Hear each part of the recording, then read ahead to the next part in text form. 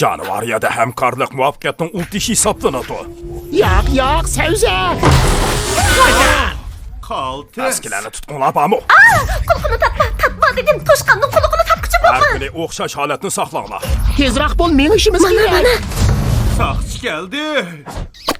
Tut. Köpçülük tez Bo'ldilar, kaçırma. hamma odamni yengib bo'g'ilib bo'lmaydi. Come on, get on up. Senden bir sual soray. Senatchi bizning guruhni qoldi. Albatta. Men faqat qanday qilsak boshqalarga bu nuqtani isbotlay oladiganligimizni bilsam-kan deyman. Atrofni tekshirdik, ancha-muncha rozilik qildik. Hech nimani bayqamadik, shuning bilan chekindik. Yilonlarning jonivoriyaga qadam bosmag'iniga uzun bo'ldi. Baby, keep the music playing. Yılan bakar. Qanunning oldin bu yo'q. To'xta. Yılanlar eski emas. Bu işlerini eskiga keltirishim kerak.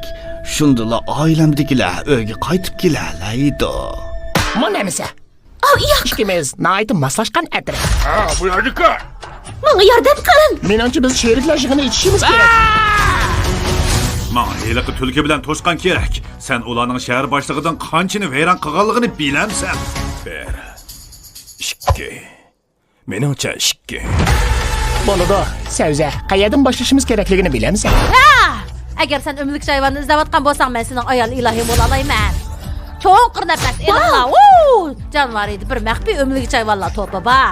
Boshqa ishlarni men hal qilaman. Hey brother.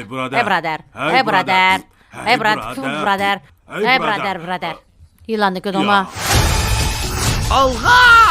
Baby, keep the music playing. Come on, get on up.